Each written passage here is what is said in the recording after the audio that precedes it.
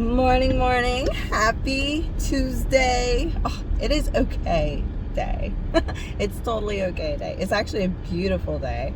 But today is to honor the word okay, which was originally slang, and it was an abbreviation. It wasn't just OKAY, which is like, I think the way that they like interpreted it. They were like, we need to actually find a way to spell this because even the abbreviation doesn't make sense.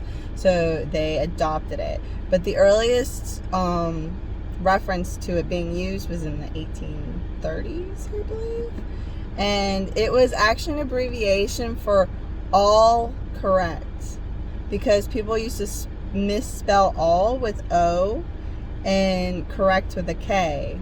So then they would abbreviate it with OK. And then it went from there. So, I mean, that's hilarious that it started with the misspelling of two words. And I don't know why you don't hear someone say, no, it's AC. It's AC. I mean, I think, was that a thing? Like, maybe in the 1850s, where they were like, if you were proper, you'd be like, no, my dear, it's AC, not okay. I don't know. I crack myself up, though. It's puppy day. It's also kitten day and agriculture day. So all those lovable farm animals or domesticated animals, but primarily a highlight on puppies and kittens. So I absolutely adore them. It's too bad that I'm allergic. It's really sad, actually, because I just want to cuddle with them.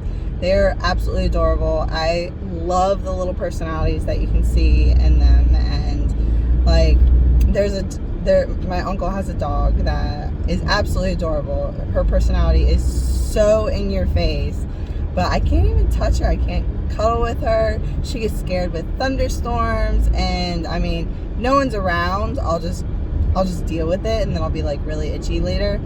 But and then I'll have to snuggle with her because she's so shaky. But yeah, puppies and kittens, give them extra lovin's, especially since I can, so do it for me. So today's March 23rd, but in 1989 there was a near miss. A giant asteroid, they say it's the size of a mountain, came pretty close to hitting us, and it was a near miss to hitting the earth, and that would have caused a do-over. Yeah, we would have, for the most part, died out, and the earth would have had to start over. That would have sucked. So I'm glad that didn't happen. But I'm curious if that's what actually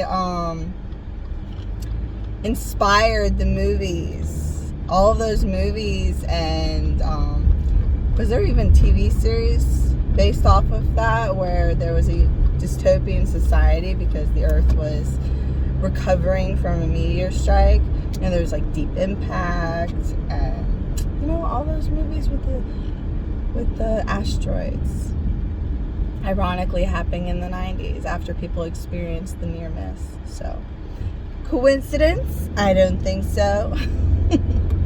It's Melba Toast Day as well, and memory serves me correctly, Melba Toast is based off of the same kind of story as the Peach Cobbler, isn't it? There is an opera singer in Australia, and there was a chef, I believe he was a French chef, but he was in England.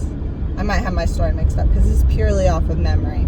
There was a peach cobbler dessert that he had renamed to be like the Melba something. And he did it based off of her. And I'm pretty sure this Melba Toast, which is just like super thin, it's like almost like a cracker, crunchy piece of toast, and it's inspired for this Australian singer woman. So Melba, and I think Melba is part of her name, so that's why it's called the Melba Toast. So it's funny how like chefs can like inspire or be inspired by they have their muses. It's just like an artwork, and then it lives on past them, and then everyone remembers that little I wonder if there was a romance involved, or if it was just purely like she would go to his restaurant whenever she was in town. She would sing around the world. Whenever she goes to England, she would go to his restaurant and he would prepare special meals in her honor, and that's how they were named after her. But yeah, it's also Chia Day. Those chia seeds are full of nutrients and good stuff for you, and it's actually a superfood that wasn't even discovered as a superfood until this past century, and it came from America. The Aztecs and the Mayans enjoyed this seed that was like, they're super tiny little round seeds, or flat round seeds, but they hold quite a punch when it comes to nutrition. So if you could put it in your smoothies, or like sprinkle them over your salads, there's lots of other ways to incorporate it, but super good for you. So try that out, and you guys have a wonderful Tuesday. I'll talk to y'all later. Bye.